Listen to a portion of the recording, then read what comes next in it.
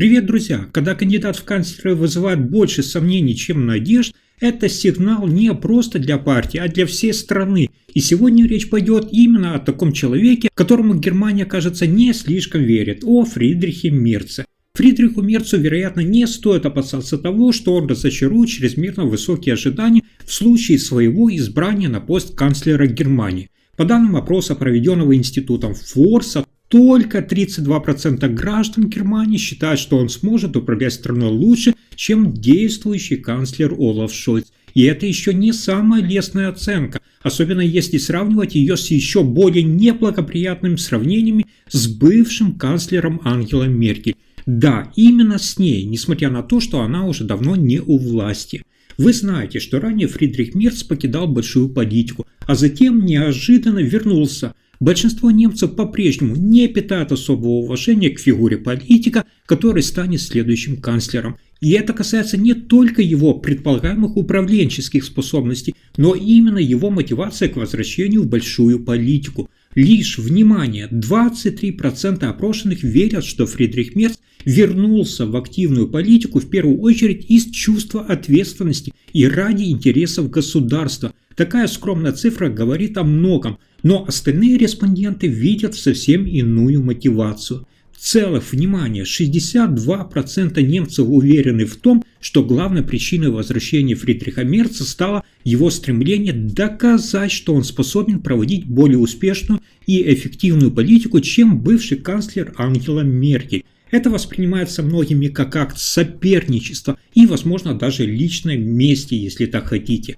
Я хочу для справки вам сказать, что история противостояния Фридриха Мерца и Ангелы Меркель уходит корнями еще в начале 2000-х годов. Уже завтра Бундестаг, скорее всего, проголосует за назначение Фридриха Мерца на пост федерального канцлера, а я напомню, что после парламентских выборов в 2002 году именно Ангела Меркель заняла пост председателя фракции ХДС-ХСС в Бундестаге, фактически отстранив тогда Фридриха Мерца от этой ключевой должности. С тех пор они считаются политическими соперниками. В 2005 году Ангела Меркель стала федеральным канцлером, а спустя 4 года, в 2009 году, Фридрих Мерц покинул парламент. Но через 12 лет, внимание, 12 лет, в 2021 году он громко заявил о своем возвращении в политику и с тех пор уже в роли председателя Христианско-демократического союза проводит курс, который заметно отличается от умеренной линии, которую придерживалась Ангела Меркель во время своего долгого пребывания у власти. Интересно, что даже среди сторонников ХДС и ХСС мнения о мотивации Мерца разделились. Лишь 46% этих избирателей, которые голосуют за ХДС-ХСС, считают, что Фридрих Мерц вернулся в политику ради страны. В то же время 45% убеждены, что решение Фридриха Мерца было продиктовано в первую очередь личными амбициями и стремлением к реваншу. А что насчет сравнения с самой Ангелой Меркель? Только 1/5, то есть 18% всех граждан Германии верят в то, что Мерц будет управлять страной лучше, чем она. Это крайне низкий уровень доверия, а почти половина опрошенных, 47%, уверены наоборот, в обратном. Они считают, что политика Мерца будет менее успешна, чем у Ангелы Меркель. И 31% опрошенных не ожидают никакой абсолютно разницы. Видите, друзья, что даже среди избирателей блока ХДС-ХСС лишь меньшинство разделяет мнение, что Фридрих Мерц способен превзойти Ангелу Меркель по качеству управления страной. Таким образом, даже свои избиратели не верят в мощь Мерца по сравнению с Меркель. Зато на фоне Олафа Шольца картина выглядит немного более благоприятно для Фридриха Мерца. Все-таки 32% респондентов считают, что он справится с ролью канцлера лучше, чем социал-демократ Шольц. Однако и здесь нельзя говорить о всеобщем доверии граждан Германии. Лишь 25% уверены, что Мерц будет управлять хуже, а 39% респондентов не ожидают особой разницы между Мерцем и Шольцем. Если рассматривать самих сторонников ХДС-ХСС, оптимизм, конечно, там выше. 76% из них верят, что Фридрих Мерц сможет превзойти Шольца в вопросах государственного управления. Но, друзья, хочу отметить и другой важный аспект. Менее половины всех немцев считают, что Фридрих Мерц способен эффективно объединить различные интересы внутри будущей правящей коалиции и обеспечить согласованную работу правительства. Более 50% респондентов не доверяют ему в этом вопросе. Тем не менее, в данном контексте Фридрих Мерц может опираться на уверенное доверие своих партийных сторонников, среди которых преобладает убеждение, что он все-таки справится с этой непростой задачей. И еще интересный такой факт.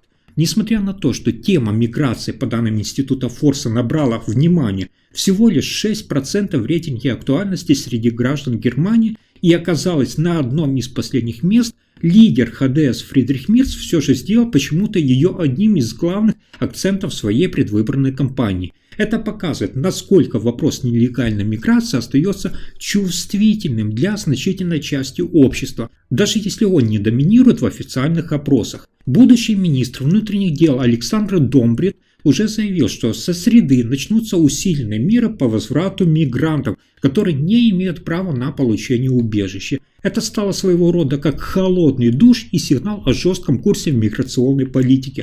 По данным Форса, 40% граждан Германии верят, что новому правительству удастся существенно сократить поток мигрантов без права на убежище. Однако еще больше, 55% опрошенных настроены скептически и не считают это возможным. Эти цифры подчеркивают, насколько немецкое общество разделено по вопросу миграционной политики. И здесь внимание, возможно, вы этого не знали, на первом месте в рейтинге тем, волнующих граждан, оказалась война в Украине и связанная с ней безопасность Европы. Об этом как о главной теме заявили 53% участников опроса. Далее, следом на втором месте по актуальности идет процесс формирования нового правительства 42%, а экономическая ситуация в стране заняла третье место 34%. Эти показатели указывают на то, что население в первую очередь обеспокоено международной обстановкой и внутренней стабильностью. Еще вам будет интересно узнать, что среди других обсуждаемых тем были внутренняя политика США 29%. Американские пошлины, или как их называют тарифы Трампа, 11%, вопросы, связанные с Папой Римским и выборами нового понтифика, 9%, ситуация на Ближнем Востоке 7%, как я только что упоминал, миграция 6%, а также внутренняя безопасность 6%. А то, о чем постоянно твердит Анна-Лена Бербак и Роберт Хабек, климат и экология, всего лишь 3%. Интересно и то, что несмотря на низкие ожидания в отношении Фридриха Мерца как потенциального канцлера, его партия ХДС-ХСС последнюю неделю демонстрирует небольшой рост в тренде. Аналогично социал-демократическая партия Германии с Ларсом Клинбелем также прибавила 1 процентный пункт по сравнению с прошлой неделей. Зато альтернатива для Германии, АДГ и партия Союз Сары Вагенкнехт, которая не представлена в Бундестаге, потеряли по 1 пункту. В результате ХДС, ХСС и альтернатива для Германии вновь сравнялись по популярности. Если бы выборы в Бундестаге состоялись на этой неделе, партии могли бы рассчитывать на следующие результаты. Внимание!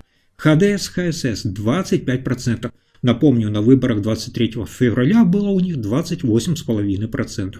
Альтернатива для Германии 25%, 20,8% ранее. СДПГ 15%, раньше было 16,4%, зеленый 12%, было 11,6%, левые 10%, было 8,8%, союз Сары Вагенкнехт 3%, было 4,97%, и свободно-демократическая партия 3%, раньше было 4,3%.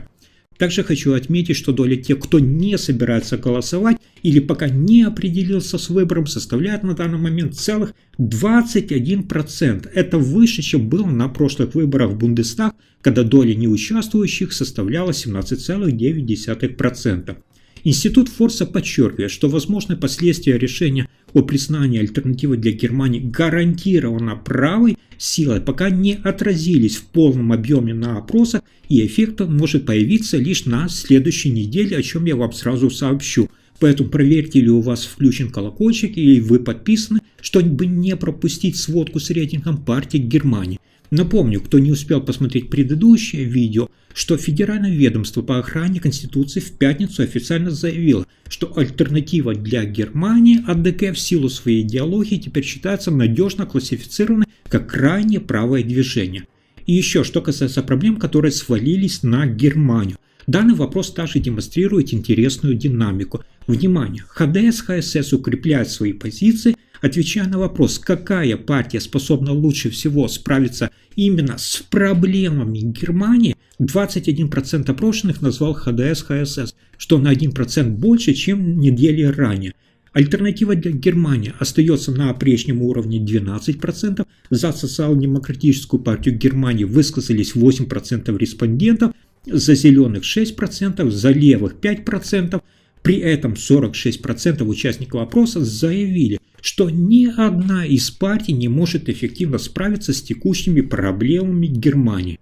А теперь давайте обсудим, может ли Фридрих Мерц, которого даже свои считают мстительным карьеристом, действительно стать объединяющей фигурой для всей Германии. Подпишитесь и спасибо за просмотр.